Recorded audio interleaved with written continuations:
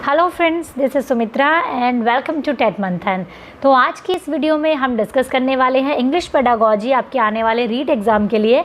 आप में से कुछ स्टूडेंट की रिक्वेस्ट थी कि मैंने कुछ टॉपिक्स आप लोगों के साथ में डिस्कस किए थे, तो जिन्होंने भी वो देखे थे उन्हीं पे कुछ कमेंट्स आए थे कि रीट की जो पेडागोजी है उसका एक फुल सिलेबस का रिवीजन अगर लिया जाए तो अच्छा रहेगा। तो कुछ क्वेश्चंस के थ्रू हम फुल सिलेबस को डिस्कस करेंगे, रिवीजन लेंगे पूरे सिलेबस की। रीट में जितने भी पेडागोजी के टॉपिक्स हैं वो मैंने आप लोगों के साथ में डिस्कस किए थे। उसकी एक अलग से प्लेलिस्ट बनी हुई है, आप उसको विजिट कर सकते हैं अगर अभी तक आपने नहीं देखा है तो। ठीक है, तो आज हम क्वेश्चंस के थ्रू डिस्कस करेंगे और आने वाली 2-3 वीडियोज़ में मैं आप लोगों के साथ में डिस्कस करूँगी। जैसे इस वीडियो में हम 30-40 क्वेश्चंस को डिस्कस करेंगे, आने वाली एक और वीडियो में 50 क्वेश्चंस को, या मैं ट्राई करूँगी इससे ज़्यादा क्वेश्चंस एक वीडियो में हो सके। ठीक है, और बाकी अगर आप लोग किसी भी टेट एग्ज़ाम की तैयारी करें, चाहे वो सीटेट है या जहाँ पर इंग्लिश पेडागोजी पूछी जाती है, तो ये सारे क्वेश्चंस आप लोगों के लिए बहुत हेल्पफुल रहने वाले हैं, आपको बहुत हेल्प रहेगी। तो किसी भी टेट एग्ज़ाम की आप तैयारी कर रहे हैं तो आप इसको देख सकते हैं, और रीट वाले तो बिल्कुल देखें, आप लोगों को पता चलेगा कि क्वेश्चंस किस तरीके से आते हैं पेपर में। ठीक है, तो स्टार्ट कर लेते हैं हम आपका टाइम वेस्ट किए बिना। और हाँ, एक चीज़ और, ऐसा मैं कभी नहीं करती हूँ, आज तक 215 वीडियोस चैनल पर डाल चुकी हूँ और सब्सक्राइबर बहुत कम है, बहुत कम स्टूडेंट ही जुड़े हुए हैं अभी तक, क्योंकि पता नहीं कैसे, मुझे मालूम नहीं है क्या फंडा है यूट्यूब का। ठीक है, आज पहली बार मैं एक टारगेट रख रही हूँ। ठीक है, तो कोशिश करना प्लीज़, एक टारगेट भी नहीं, एक रिक्वेस्ट है कि इस वीडियो को ज़्यादा से ज़्यादा शेयर करें। 1-2 दिन में ही 100 से अबव, 150 से अबव कुछ आप स्टूडेंट्स तक इसको पहुंचा सकें, ऐसी मेरी रिक्वेस्ट है आप लोगों के साथ में। तो स्टार्ट करते हैं। ठीक है, फर्स्ट क्वेश्चन है आप लोगों के सामने, just a minute. First question है आप लोगों के साथ में, the number of pure vowel sound and diphthong in English is. ठीक है, आप लोगों को पता ही होगा, अब तक आप सारा सिलेबस ऑलमोस्ट कर ही चुके होंगे। तो इसमें क्या है, कुछ आपके प्योर वॉवल्स होते हैं, कुछ आपके डिप्थोंग्स होते हैं। डिप्थोंग्स क्या होते हैं, जिनको हम ग्लाइड वॉवल्स भी कहते हैं, जिनमें कि 2 वॉवल्स की ध्वनि जो है वो एक साथ ग्लाइड करके जाती है। जैसे कि सॉइल, सॉइल में क्या होता है, SOIL, OI की जो ध्वनि होती है वो सॉइल यानी कि ग्लाइड करके जाती है। ठीक है, तो उसको हम कहते हैं डिप्थोंग्स, और बाकी होते हैं आपके प्योर वॉवल्स। तो आपसे पूछा गया है कि जो टोटल 20 वॉवल्स होते हैं उसमें से कितने आपके प्योर वॉवल्स होते हैं और कितने आपके डिप्थोंग्स होते हैं। तो ऑप्शन में फर्स्ट ऑप्शन है आपका 8 आपके प्योर वॉवल्स होते हैं, 12 डिप्थोंग्स होते हैं, या फिर 12 प्योर वॉवल्स होते हैं, 5 डिप्थोंग्स होते हैं, या फिर थर्ड ऑप्शन है आपका 10 आपके प्योर वॉवल्स होते हैं, 8 डिप्थोंग्स होते हैं, या फिर डी ऑप्शन है आपका कि आपके 12 जो हैं वो प्योर वॉवल्स होते हैं और 8 आपके डिप्थोंग्स होते हैं। तो बिल्कुल आपको बहुत ही इजी क्वेश्चन है, तो आपको पता ही होगा कि 12 आपके क्या होते हैं, प्योर वॉवल्स होते हैं, और 8 आपके क्या होते हैं, डिप्थोंग्स होते हैं। और इनमें भी आपके जो ये 12 है ना, इनको भी 7 और 5 में फिर से डिवाइड किया जाता है, ये आपको पता ही होगा। 7 आपके क्या होते हैं, फिर शॉर्ट वॉवल्स होते हैं, और 5 आपके लॉन्ग वॉवल्स होते हैं। ठीक है, तो आपको ये कुछ चीज़ें याद रखनी है, इनमें से आपसे क्वेश्चंस पूछा जाता है। ठीक है, what is the proper order of language learning. बहुत इजी क्वेश्चन है, लेकिन फिर भी हम अगर इनको जल्दबाजी में, हल्का सा भी जल्दबाजी की इनको पढ़ने में, तो हम ये क्वेश्चन गलत कर सकते हैं। ठीक है, क्योंकि मुश्किल क्वेश्चंस तो बहुतों के गलत हो सकते हैं, लेकिन ईजी अगर आप गलत करके आ जाते हैं तो इसका मतलब आप कहीं ना कहीं अपना नंबर खो देते हैं, है ना। तो क्या करना है, हमें फटाफट से क्वेश्चंस को, आंसर को पढ़ना है। ठीक है, सबसे पहला ऑप्शन है आपका लिसनिंग, रीडिंग, स्पीकिंग और राइटिंग। ठीक है, दूसरा है आपका लिसनिंग, स्पीकिंग, रीडिंग, राइटिंग। तीसरा ऑप्शन है आपका reading, listening, speaking and writing, या फिर राइटिंग, लिसनिंग, स्पीकिंग और रीडिंग। तो हम सब जानते हैं, इस तरीके से आप शॉर्ट फॉर्म याद रखिए, LSRW। ठीक है, ये आपका सीक्वेंस होता है। तो L से क्या हो गया आपका लिसनिंग, S से हो गया स्पीकिंग, रीडिंग और राइटिंग। तो ये आपका प्रॉपर सीक्वेंस होता है लैंग्वेज को सीखने का। ठीक है, ये आपके इस सीक्वेंस में सीखे जाते हैं, इंटीग्रेटेड मैनर में आपके जो है ये कौशल होते हैं जो सीखे जाते हैं। ठीक है, नेक्स्ट देखते हैं क्वेश्चन नंबर 3। क्वेश्चन नंबर 3 है आपका, the material should be according to the child's mental age, mental ability, grade and level, which principle of teaching is involved in this statement. ये प्रिंसिपल सारे मैंने आप लोगों के साथ में डिस्कस किए हुए हैं, जितने भी आपके प्रीवियस ईयर क्वेश्चंस में आए हुए हैं, जितने भी ऑप्शंस में मुझे मिले थे, मैंने सारे उस वीडियो में डाले थे जहां मैंने प्रिंसिपल्स को डिस्कस किया है। ठीक है, नहीं देखा है तो आप ज़रूर देख लेना। तो इसमें क्या पूछा गया आपसे कि मेंटल एज के अकॉर्डिंग, बच्चे की मेंटल एज के अकॉर्डिंग, उसकी मेंटल एबिलिटी के अकॉर्डिंग, यानी उसकी मानसिक आयु और मानसिक योग्यता के अकॉर्डिंग, ग्रेडिंग के अकॉर्डिंग, उसके लेवल के अकॉर्डिंग अगर आप मटेरियल को चूज़ करते हैं, उसके अकॉर्डिंग मटेरियल होता है, तो उसको कौन सा प्रिंसिपल कहा जाता है। एक्यूरेसी और करेक्टनेस कहा जाएगा। तो अगर हम इस क्वेश्चन को भी देखें तो यहाँ पे एक्यूरेसी और करेक्टनेस जैसी कोई बात नहीं है, कॉन्क्रीटनेस जैसी कोई बात नहीं है कि कोई ठोस मटेरियल की बात की जा रही है।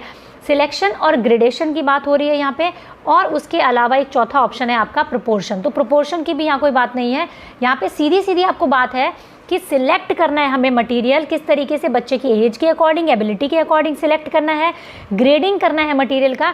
जैसे कि भाई फर्स्ट क्लास का बच्चा है तो आप उसके लिए सोचेंगे कि भाई इसका लेवल क्या होना चाहिए, आप सिलेक्ट करेंगे उसके बुक्स को, उसके मटेरियल को कि इसका लेवल होना चाहिए अच्छा, हमें इसको यहाँ से यहाँ तक सिखाना है, उसको सेंटेंस बनाना सिखा देना है, 3 लेटर वर्ड सिखा देना है, इसको 2 लेटर वर्ड सिखा देने हैं, ठीक है। फर्स्ट क्लास के बच्चे का ये आपका एक रहेगा। सेकंड क्लास के बच्चे को आप क्या करेंगे, उससे बड़ी बड़ी स्पेलिंग सिखाएंगे, उससे बड़ा सेंटेंस सिखाएंगे। तो वो क्या है, बच्चे की मेंटल एज के अकॉर्डिंग, एबिलिटी के अकॉर्डिंग आप सिलेक्शन और ग्रेडेशन के प्रिंसिपल का इस्तेमाल करते हैं, ठीक है। नेक्स्ट पे बढ़ जाते हैं फटाफट से। Question number 4, articulation error occur due to. Articulation errors क्या होते हैं? आर्टिकुलेशन होता है कि एक्चुअल में जो हम वर्ड्स को हम प्रोनाउंस करते हैं ना, कुछ वर्ड्स होते हैं, कुछ हमारे शब्द होते हैं जो हमारे लिप्स से प्रोनाउंस होते हैं, कुछ होते हैं जिसमें दांत का इस्तेमाल होता है, कुछ होता है जिसमें जीभ जो है ऊपर टच होती है तालू से, ठीक है, कुछ हमारे जिसमें ये इस्तेमाल होते हैं, जबड़े इस्तेमाल किए जाते हैं। तो इस तरीके से बहुत सारे वर्ड्स होते हैं जिसमें हमारे ये पार्ट अलग अलग इस्तेमाल होते हैं, उसको हम कहा जाता है आर्टिकुलेशन, ठीक है। ये आर्टिकुलेशन आपके पार्ट्स हो गए, ठीक है। तो इसमें पूछा गया आर्टिकुलेशन एरर क्या होता है, तो देखिए ऑप्शन को, लर्नर्स की इंटेलिजेंस जो है वो आर्टिकुलेशन एरर का कारण होती है, फॉर्म स्पीच हैबिट जो होती है वो आर्टिकुलेशन का एरर का कारण होती है, slurring over and clipping sound, या फिर learner give importance to stress and intonation. ये तो अच्छी बात है कि अगर स्ट्रेस और इंटोनेशन को इंपॉर्टेंस देता है लर्नर, कहाँ स्ट्रेस देना है, कहाँ इंटोनेशन देना है, वो तो एक अच्छी बात है, वो तो रीज़न नहीं हो सकती ना आर्टिकुलेशन एरर का। तो ये तीनों ही चीज़ें जो है वो रीज़न नहीं हो सकती। यहाँ पे क्या रीज़न होगा, slurring over and clipping sound, यानी कि स्लरिंग और क्लिपिंग क्या होती है, जब आप अटक अटक करके बोलते हैं, हकला करके बोलना, तुतला करके बोलना, ठीक है, कुछ डिफ़िकल्टी आना आपको, उसको हम कहते हैं आर्टिकुलर एरर्स, ठीक है। तो अटक अटक के बोलने की वजह से, कुछ हकला करके बोलने की वजह से, कुछ इन पार्ट्स में प्रॉब्लम होने की वजह से आपका क्या होता है, आर्टिकुलेशन एरर आता है, ठीक है। 5th क्वेश्चन है आप लोगों के सामने, which method is also known as natural method of teaching English as a second language. जब हम इंग्लिश को सेकेंड लैंग्वेज की तरह पढ़ाते हैं तो कौन सा ऐसा मेथड है जिसको नेचुरल मेथड भी कहा जाता है? ग्रामर ट्रांसलेशन मेथड को कहा जाता है, सब्स्टिट्यूशन मेथड को कहा जाता है, बाइलिंगुअल मेथड को कहा जाता है, या फिर डायरेक्ट मेथड को कहा जाता है। ये सारे मेथड मैं आप लोगों के साथ में डिस्कस कर चुकी हूँ। अगर मैं आपको अभी एक्सप्लेन करने बैठूंगी तो वीडियो बहुत लंबा हो जाएगा और आप लोग ही बोलेंगे कि मैम 30 क्वेश्चंस आपने 1 घंटे में डिस्कस किए हैं, है ना। तो इसलिए मैं सिर्फ क्वेश्चन का जो आंसर है उसको आपके साथ में डिस्कशन करके चलूंगी। तो डायरेक्ट मेथड क्या होता है, इसका आंसर रहेगा आपका, नेचुरल का मतलब क्या होता है, एक प्राकृतिक तरीके से सीखना, और डायरेक्ट का मतलब भी क्या होता है, लैंग्वेज टू लैंग्वेज को सीखना, यानी सीधे तरीके से सीखना। ग्रामर ट्रांसलेशन में क्या होगा, ट्रांसलेट करके सिखाओगे। बाइलिंगुअल में क्या होगा, मदर टंग का इस्तेमाल करोगे आप। तो डायरेक्ट नहीं हुआ, नेचुरल तरीका नहीं हुआ। डायरेक्ट का मतलब अगर आपको इंग्लिश सीखनी है तो इंग्लिश को बोलिए, इंग्लिश को सुनिए और इंग्लिश को सीख जाइए। जैसे फॉरेन में बच्चे सीखते हैं, फॉरेन में कैसे सीखते हैं, इंग्लिश को सुनते सुनते, बोलते बोलते सीखते हैं, उनको कोई ट्रांसलेट करके नहीं देता। वो क्या होता है, आपका डायरेक्ट मेथड होता है, ठीक है। तो नेचुरल मेथड को क्या कहते हैं, direct method. Grammatical errors refer to, grammatical errors किसको कहा जाता है, ये पूछा गया है। Error in syntax, lexical errors, error in syntax, या फिर स्पेलिंग एरर्स, ठीक है। तो देखिए लेक्सिकल एरर नहीं होगा, स्पेलिंग एरर्स नहीं होगा, एरर इन सिंटैक्स इसका आंसर रहेगा। ये आपको मालूम होना चाहिए। सिंटैक्स का मतलब क्या होता है, सिंटैक्स का मतलब होता है एक सेंटेंस का जो स्ट्रक्चर होता है ना, उसको बनने में जो रूल इस्तेमाल होते हैं, एक सेंटेंस का जो कंप्लीट स्ट्रक्चर होता है, ठीक है, उसको कहते हैं हम सिंटैक्स। जैसे कि सब्जेक्ट यहाँ आएगा, फिर वर्ब आएगा, फिर ऑब्जेक्ट आएगा, इस तरीके का जो एक स्ट्रक्चर होता है उसको हम कहते हैं सिंटैक्स, और उसमें एरर आने को ही ग्रामेटिकल एरर कहा जाता है, ठीक है। तो इसको कहा जाता है एरर इन सिंटैक्स। फिर आता है आपका, which technique of reading is use to get the gist of the text, ठीक है। कौन सी ऐसी टेक्निक होती है रीडिंग की जिसको कि टेक्स्ट के जीस्ट के लिए यूज़ किया जाता है, कि भाई आपके सामने एक पैराग्राफ है तो आप किस टेक्निक को कहेंगे कि इस पैराग्राफ का सिर्फ जीस्ट निकल करके आ जाए आपके सामने, ठीक है। स्कैनिंग को कहते हैं, स्कीमिंग को कहते हैं, लाइब्रेरी को कहते हैं, या अलाउड को कहते हैं। तो लाइब्रेरी और अलाउड तो नहीं हो सकता, हमें मालूम होता है कि ये तो दोनों ऑप्शन हो ही नहीं सकते, इस रिलेटेड ही नहीं है इससे, ठीक है। अब बच गया स्कैनिंग और स्कीमिंग। इन दोनों को आप कैसे याद रखेंगे, मैंने आपको लास्ट टाइम भी समझाया था एक बार जब मैं सीटेट की बात कर रही थी। तो जब आप रीड के पेपर में जाएंगे और आपके सामने एक रोल नंबर की लिस्ट लगी होगी, तो वहाँ आप क्या करेंगे, आप वहाँ पर उस लिस्ट को स्कैन करेंगे कि मेरा रोल नंबर कहाँ पर है, अच्छा यहाँ नहीं है, यहाँ नहीं है, अच्छा यहाँ पे मेरा रोल नंबर है। स्कैनिंग का मतलब क्या हुआ, एक कंप्लीट चीज़ को आपको पढ़ना और वहाँ से एक स्पेसिफिक इन्फॉर्मेशन को निकाल लेना। आपको बाकियों से इतना मतलब नहीं है ऊपर नीचे आपके कितने बच्चे हैं, किसका रोल नंबर क्या है, कहाँ है, नहीं, आपको मतलब है अपने स्पेसिफिक आपकी इन्फॉर्मेशन से, अपने रोल नंबर से। तो स्कैनिंग को आप याद रखना, जब आप भी एग्जाम हॉल में जाते हो और अपना रोल नंबर ढूंढते हो, वो आपका स्कैनिंग होता है, आप उसको स्कैन करते हो, ठीक है। स्कीमिंग क्या होता है, जब आप ओवरऑल किसी चीज़ को पढ़ करके उसका एक जीस्ट निकालते हैं तो उसको हम कहते हैं स्कीमिंग। स्कीम का मतलब क्या होता है, एक तरीके से मलाई निकालना, ठीक है। तो अगर हम किसी टेक्स्ट का जीस्ट निकालते हैं तो उसको हम कहते हैं स्कीमिंग, ठीक है। नेक्स्ट अगर हम बात करें क्वेश्चन नंबर 8 की, choose the productive skill from the following, ठीक है। प्रोडक्टिव स्किल कौन सी होती है, तो आपको पता होगा LSRW 4 स्किल होती है। इनमें से 2 स्किल होती है आपकी रिसेप्टिव स्किल, 2 स्किल होती है आपकी प्रोडक्टिव स्किल, ठीक है। इनमें से कौन सी है जो प्रोडक्टिव स्किल है, रीडिंग, स्पीकिंग, लिसनिंग या फिर रीडिंग अलाउड।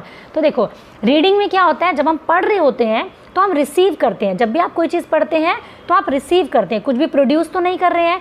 स्पीकिंग में आप क्या करते हैं, जब आप बोल रहे हैं तो आप प्रोड्यूस कर रहे हैं। अब मैं कुछ बोल रही हूँ तो मैं कुछ प्रोड्यूस कर रही हूँ, कुछ प्रोडक्टिव कर रही हूँ, मेरा माइंड भी एक्टिव है, मेरी आंखें भी एक्टिव है, मैं बात कर रही हूँ, गेस्चर्स का यूज़ कर रही हूँ, इंटोनेशन का यूज़ कर रही हूँ, यानी कि मैं एक्टिवली प्रोड्यूस कर रही हूँ।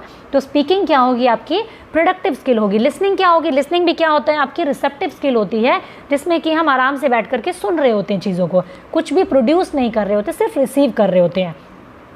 रीडिंग अलाउड यानी ज़ोर ज़ोर से पढ़ना, तो उसमें क्या फ़र्क पड़ जाएगा, रीडिंग को धीरे कर लो चाहे ज़ोर से कर लो, वो रहेगी तो रिसेप्टिव स्किल ही है ना। तो इसमें क्या रहेगा आपका, स्पीकिंग क्या है, आपकी प्रोडक्टिव स्किल है। तो याद रखेंगे आप, आपका लिसनिंग यानी कि सुनना और रीडिंग यानी कि पढ़ना, दोनों आपकी क्या है, रिसेप्टिव स्किल है।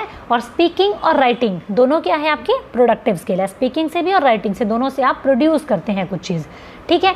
नेक्स्ट है क्वेश्चन नंबर 9 आपका, what do people read for pleasure. जब हम प्लेजर के लिए पढ़ते हैं, खुशी के लिए पढ़ते हैं, तो हम क्या पढ़ते हैं, ठीक है। लेबल्स को पढ़ते हैं, रिपोर्ट्स को पढ़ते हैं, डिक्शनरी को पढ़ते हैं, लिटरेचर को पढ़ते हैं। अगर आपका मन कर रहा है कुछ पढ़ने का, आपको पढ़ने का शौक है अगर, तो क्या आप लेबल्स पढ़ने बैठेंगे, भाई चलो रिपोर्ट पढ़ने बैठेंगे आप, या फिर डिक्शनरी पढ़ने बैठेंगे, जी नहीं, आप इन तीनों में से कुछ नहीं पढ़ेंगे। आप क्या पढ़ेंगे, लिटरेचर पढ़ेंगे। लिटरेचर क्या होता है, ये सिर्फ वो मतलब एक सिलेबस वाला लिटरेचर नहीं है, लिटरेचर में हर तरह की चीज़ आ जाती है, कहानियाँ आ जाती हैं, मतलब जो कार्टून मैगजीन्स आ जाती हैं, बच्चों की लिटरेचर अलग होती है, चाइल्ड लिटरेचर जो होती है, तो लिटरेचर में हर तरह की चीज़ें आ जाती है।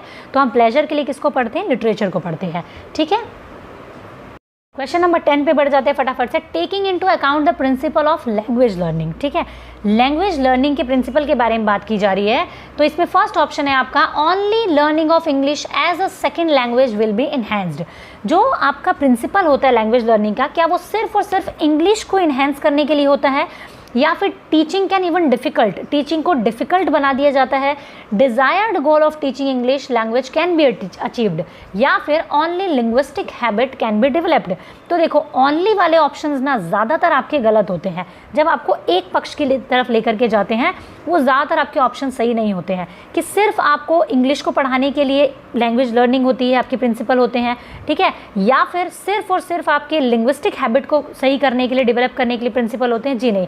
प्रिंसिपल होते हैं आपके किस लिए, जो आपके टीचिंग इंग्लिश को टीच करने के, उस लैंग्वेज को टीच करने के जो आपके डिज़ायर गोल होते हैं, जो आपने कुछ उद्देश्य निर्धारित किए होते हैं, उनको अचीव करने के लिए वो प्रिंसिपल बनाए जाते हैं, ठीक है। तो आपका रहेगा आंसर नंबर 3, ठीक है, ऑप्शन नंबर 3 आपका आंसर रहेगा। Remedial teaching involves, remedial teaching से आपके 2 से 3 क्वेश्चन बनते हैं हमेशा रीड में, तो इस टॉपिक को आप बहुत अच्छे से पढ़ करके जाएं, ठीक है, और भरपूर क्वेश्चंस की प्रैक्टिस होनी चाहिए इससे।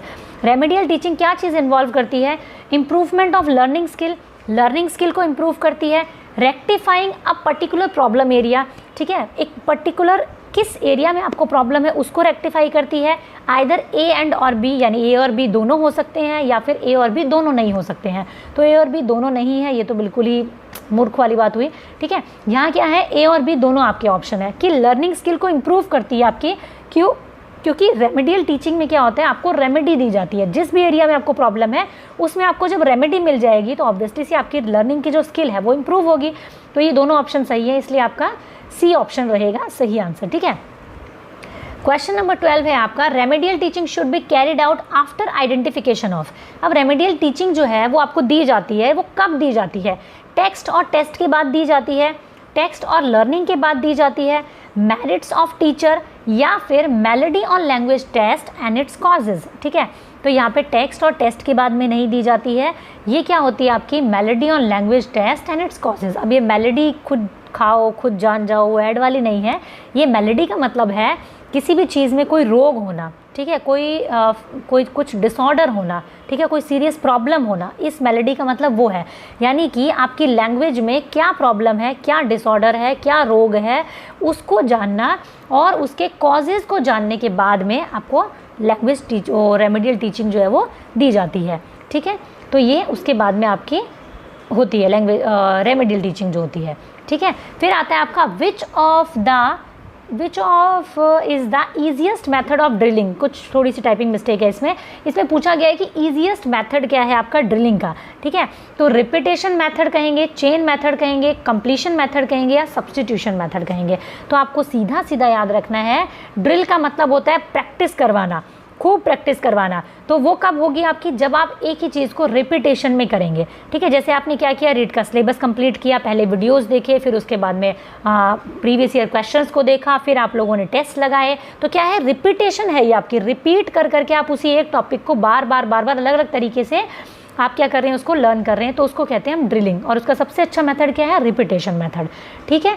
नेक्स्ट पे बढ़ जाते हैं, question number 14, the audio lingual method is also known as, ठीक है। ऑडियो लिंगुअल मेथड को किस मेथड के नाम से, मतलब किस नाम से और जाना जाता है, ठीक है। तो फर्स्ट है आपका oral method, army method, new key method या ऑल ऑफ द अबव। तो इसका आंसर क्या रहेगा आपका, all of the above. Audio lingual method के तीनों नाम हैं, इसको ऑरल भी कहते हैं, आर्मी मेथड भी कहते हैं, न्यू की मेथड भी कहते हैं।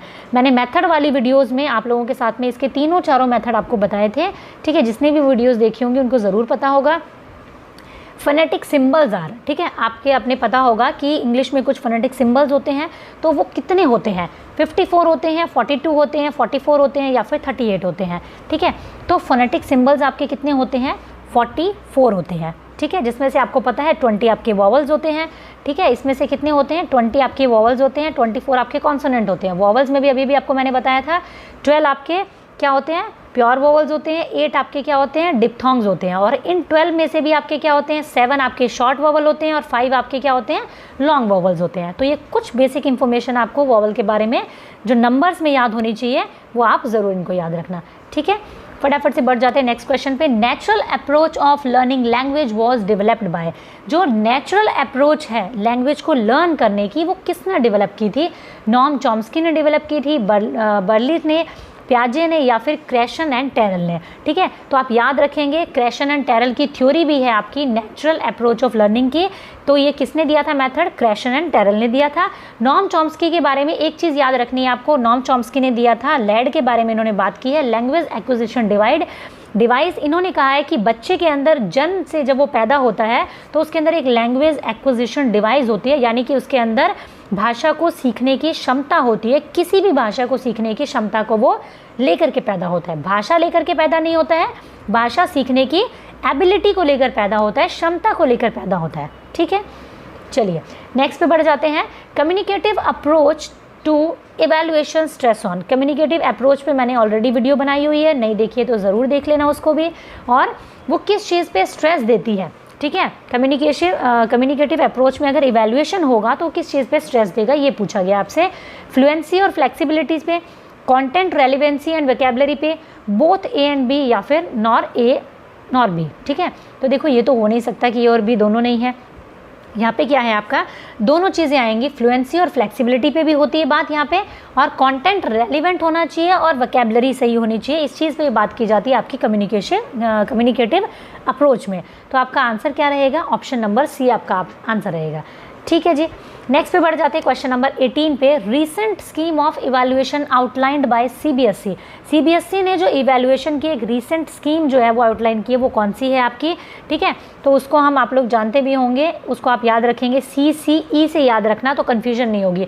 अब इसमें क्या है, सिर्फ घुमा करके ऑप्शंस दे रखे हैं, comprehension and continuous evaluation, continuous and comprehension evaluation, continuous and communicative या फिर कॉम्प्रीहेंशन एंड कम्युनिकेटिव। तो सिर्फ शब्दों के साथ में खेला हुआ है, तो आप CCE से इसको याद रखना, कंटिन्यूअस एंड कॉम्प्रीहेंशन इवैल्यूएशन, ठीक है। कंटिन्यूअस एंड कॉम्प्रीहेंशन इवैल्यूएशन यानी कंटिन्यूअस यानी कि लगातार साल भर आपका इवैल्यूएशन होना चाहिए, और कॉम्प्रीहेंशन का मतलब क्या होता है कि हर क्षेत्र में आपका इवैल्यूएशन होना चाहिए, सिर्फ पेपर पेन पर नहीं होना चाहिए, सिर्फ पढ़ाई लिखाई में आप किताबी कीड़ा ना हो, बल्कि ओवरऑल आपका डेवलपमेंट हो, उस चीज़ का इवेल्युएशन होना चाहिए। ठीक है, क्वेश्चन नंबर 19 पे बढ़ते हैं। Language disorder means when a child has, language disorder का मतलब क्या है? जब हम बोलते हैं कि लैंग्वेज डिसऑर्डर है बच्चे को, तो उसका मतलब क्या है? बच्चे को क्या प्रॉब्लम आती है? Difficulty in expressing his thought या हर थॉट, बच्चे को अपने थॉट को एक्सप्रेस करने में डिफ़िकल्टी आएगी। Difficulty in understanding the meaning, उसको मीनिंग को अंडरस्टैंड करने में डिफ़िकल्टी आएगी। ठीक है, बोथ ए एंड बी या फिर दोनों नहीं है। ठीक है, तो बिल्कुल इसका आंसर क्या रहेगा? दोनों ही है। बच्चे को क्या है, अपने थॉट्स को एक्सप्रेस करने में भी डिफ़िकल्टी आएगी। ठीक है, और उसको अंडरस्टैंड करने में भी डिफ़िकल्टी आएगी। ठीक है, अलग अलग लैंग्वेज डिसऑर्डर होते हैं, जैसे कि डिसलेक्सिया हो गया, डिस्ग्राफिया हो गया, डिस्कैल्कुलिया हो गया। तो बच्चे को अगर कोई लैंग्वेज डिसऑर्डर है तो उसको क्या होगा, वो अपने थॉट्स को एक्सप्रेस ना कर पाए हो सकता है, और हो सकता है ना समझ पाए मीनिंग को। तो ये दोनों चीज़ें हो सकती है। नेक्स्ट है क्वेश्चन नंबर 20 आपका। In communicative approach to teaching the teacher must know why it is. ठीक है, ये आपको बताना है क्या होना चाहिए कम्युनिकेटिव अप्रोच में। Not to allow student to express themselves, बच्चे को अलाउड ही मत करो कि वो खुद को एक्सप्रेस करे। कम्युनिकेटिव अप्रोच का मतलब क्या है? जहाँ पे आपका जोर कम्युनिकेशन पे रहेगा। तो टीचर को क्या पता होना चाहिए इस बारे में? Better to tolerate error in student attempt to express themselves, क्या कहा गया है कि भाई बच्चे के एरर्स को आप टॉलरेट करो इस शर्त पर कि कम से कम वो खुद को एक्सप्रेस तो करें। ठीक है, इस शर्त पे आप बच्चे के एरर्स को टॉलरेट कर सकते हो। Better to note down the errors, आप बच्चे के एरर्स को नोट डाउन करो। ठीक है, कि आप उनके एरर्स को लिखने बैठ जाओ, अच्छा यहाँ गलती करी, अच्छा यहाँ गलती करी।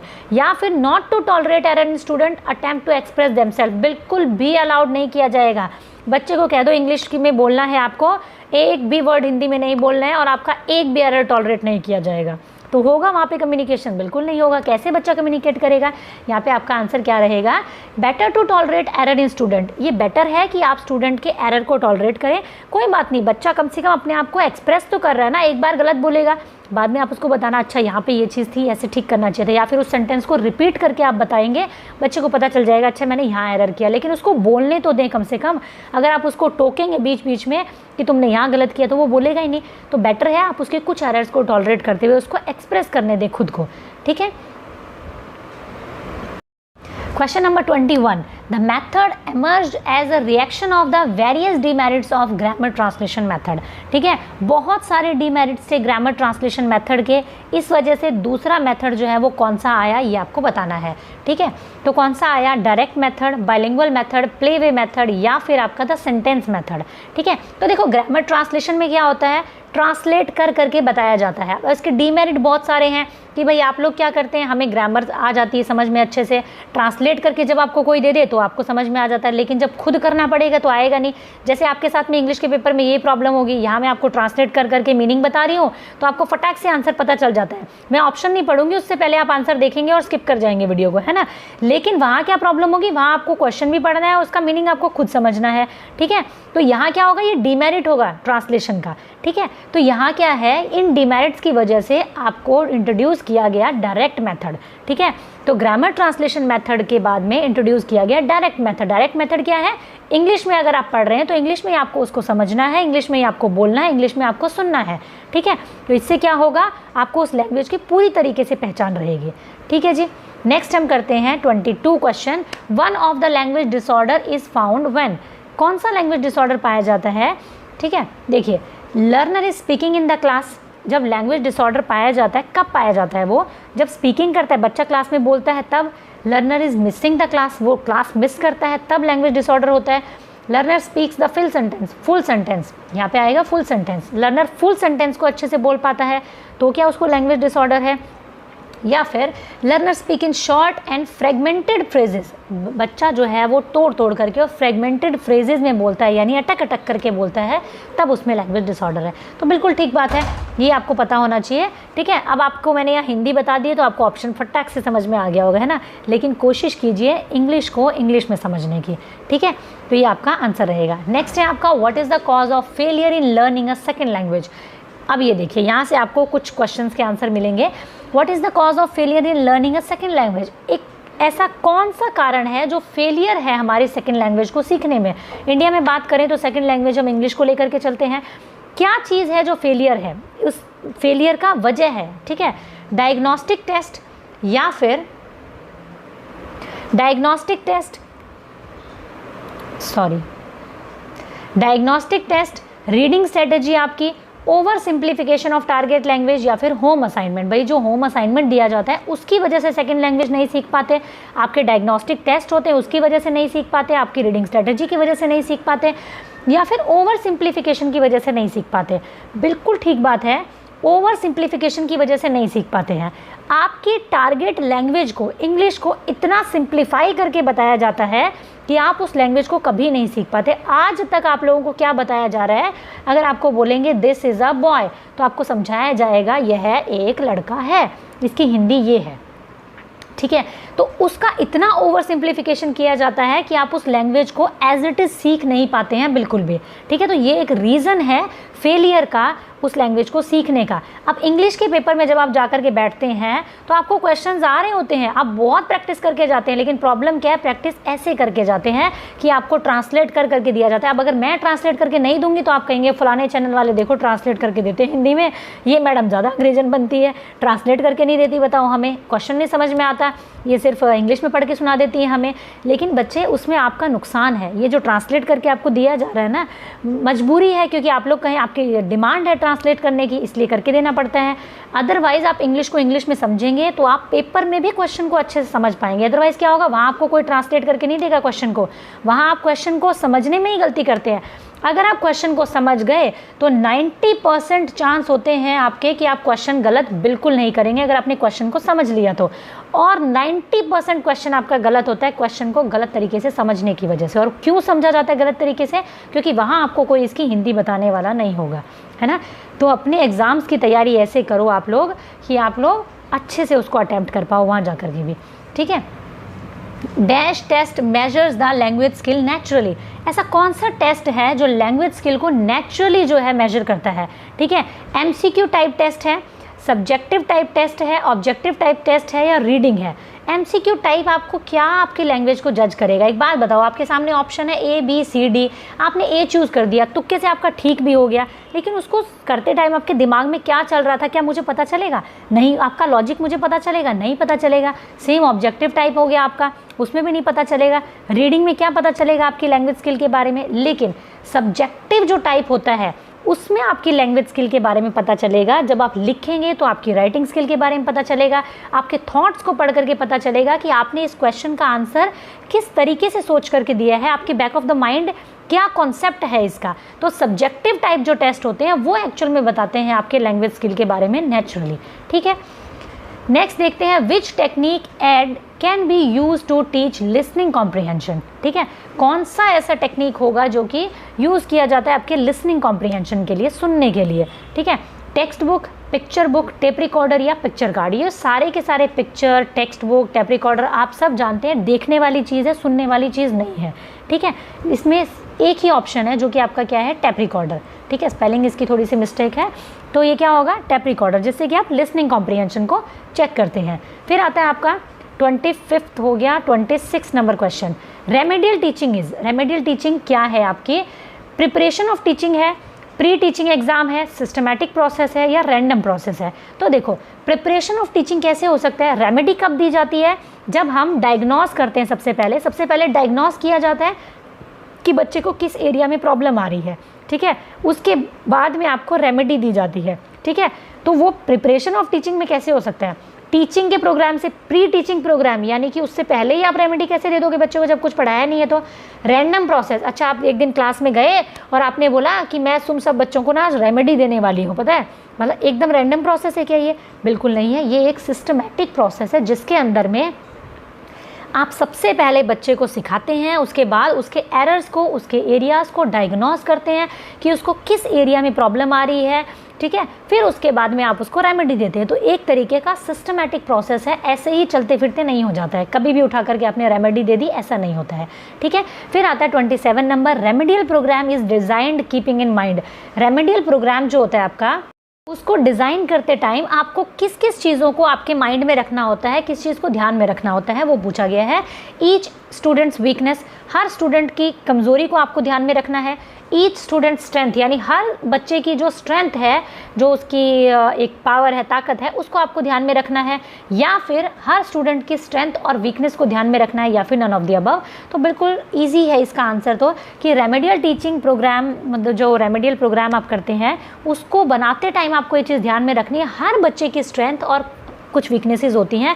किसी बच्चे में अगर किसी चीज़ को लेकर के कमी है तो हो सकता है उसका एक एरिया कमज़ोर हो, उसका दूसरा एरिया बहुत अच्छा हो, और किसी एक बच्चे का वही एरिया कमज़ोर हो और कोई और एरिया अच्छा हो। तो आपको हर एक बच्चे की स्ट्रेंथ और वीकनेसेस को ध्यान में रखते हुए अपना रेमेडियल प्रोग्राम को तैयार करना होता है। ठीक है, नेक्स्ट हम देखते हैं the basic requirement of a language proficiency test is that it must be. देखिए, एक जो बेसिक रिक्वायरमेंट होती है लैंग्वेज प्रोफिशिएंसी टेस्ट की, वो क्या होती है? वो टेस्ट रिलायबल होना चाहिए, कॉम्प्लेक्स होना चाहिए, एम्बिगुअस होना चाहिए, या सिंपल होना चाहिए। देखो, कॉम्प्लेक्स का मतलब बहुत ज़्यादा जटिल होना चाहिए, तो ऐसा नहीं होता, ये बेसिक रिक्वायरमेंट नहीं है। बेसिक रिक्वायरमेंट पूछा गया आपसे। एम्बिगुअस का मतलब भी होता है बहुत जटिल तरीके का टेस्ट हो आपका। सिंपल मतलब बड़ा ही आसान सा हो बिल्कुल ही। तो ये तीनों ही ऑप्शन आपके ठीक नहीं है। यहाँ पे क्या रहेगा आपका ऑप्शन? रिलायबल होना चाहिए। एक बेसिक रिक्वायरमेंट किसी भी टेस्ट की होती है कि वो टेस्ट विश्वसनीय होना चाहिए, रिलायबल होना चाहिए। ठीक है, तो ये आपका आंसर रहेगा। नेक्स्ट है आपका in English diphthong is a. Diphthong क्या होता है वो पूछा गया आपसे। Short vowel sound, long vowel sound, consonant या टू वॉवल्स जॉइंटली यूज्ड। तो जैसा कि मैंने आपको पहले भी बताया था, डिप्थोंग या फिर ग्लाइड वॉवल भी इनको कहा जाता है। ठीक है, ग्लाइडिंग वॉवल्स भी इनको कहा जाता है। ये क्या होते हैं आपके, जब दो वॉवल्स को जॉइंटली यूज़ किया जाता है तो उनको हम कहते हैं ग्लाइडिंग वॉवल्स या फिर डिप्थोंग कहा जाता है उसको। और जो सिंगल वॉवल्स होते हैं उनको मोनोफ्थोंग कहा जाता है। ठीक है, जब सिंगल वॉवल आता है तो उसको मोनोफ्थोंग कहते हैं। डाई का मतलब क्या होता है? दो, डिप्थोंग। ठीक है, नेक्स्ट है आपका remedial teaching pays attention to students who. Remedial teaching जो होती है वो किस चीज़ पर अटेंशन देती है? स्टूडेंट्स की। आर प्रोफिशिएंट इन इंग्लिश, जो प्रोफिशिएंट होते हैं बिल्कुल इंग्लिश में। आर इरेगुलर इन क्लास, जो इरेगुलर होते हैं क्लास में। Are likely to go to abroad, जिनको अब्रॉड जाना है। या हैव फॉलन बिहाइंड अदर्स, ठीक है, जो कि बाकी लोगों से पीछे रह गए हैं। तो बिल्कुल रेमेडियल टीचिंग आपकी कहाँ दी जाती है? उन बच्चों को दी जाती है जो बाकी बच्चों से किसी एरिया में पीछे रह गए हैं, पिछड़ रहे हैं जो। तो उनको आप डायग्नोस करते हैं, उनके एरिया को, उनकी प्रॉब्लम को, और फिर उस पर्टिकुलर एरिया में आपको उनको सुधारना होता है, उनको रेमेडी देनी होती है। ठीक है, जैसे आप डॉक्टर के पास में जाते हैं तो डॉक्टर क्या करता है? आपका टेस्ट करता है। ऐसे थोड़ी जाते ही आपको थमा देगा, मतलब दवाई दे देगा किसी भी चीज़ की आपकी शक्ल देख करके, नहीं। वो आपको टेस्ट करेगा, आपको डायग्नोस करेगा। अगर उसको नहीं समझ में आता है तो वो आपको लैब में भेजेगा ब्लड टेस्ट करने के लिए। जो रिपोर्ट आएगी उसके बेसिस पे फिर आपको रेमेडी देगा। ठीक है, तो ये आपका आंसर रहेगा। ठीक है जी, तो ये हमारा आज का डिस्कशन था। 30 क्वेश्चंस को मैंने कोशिश किया है कि बिना आपका टाइम वेस्ट किए फटाफट से मैं डिस्कस कर सकूं और विद एक्सप्लेनेशन। तो अगर आपको वीडियो पसंद आता है तो ज़रूर आप इसे अपने फ्रेंड्स के साथ में ज़रूर शेयर करें। उससे एक मुझे भी थोड़ा मोटिवेशन मिलता है, मेरे काम किए हुए का भी एक फल मिलता है मुझे। ठीक है, तो आप जितने भी आप रीट के स्टूडेंट देख रहे हैं या फिर सीटेट के स्टूडेंट देख रहे हैं, तो आप सभी के लिए ये हेल्पफुल है और आप अपने सभी फ्रेंड्स के साथ में इसको ज़रूर शेयर करें। मैं आप लोगों के लिए आने वाली वीडियोज़ में ज़रूर 30, 40, 50 जो भी क्वेश्चन मुझसे कवर हो पाएंगे मैं ज़रूर करूँगी, और एक कंप्लीट रिविजन आप लोगों की ज़रूर लूँगी। Thank you, keep learning, keep supporting and keep sharing.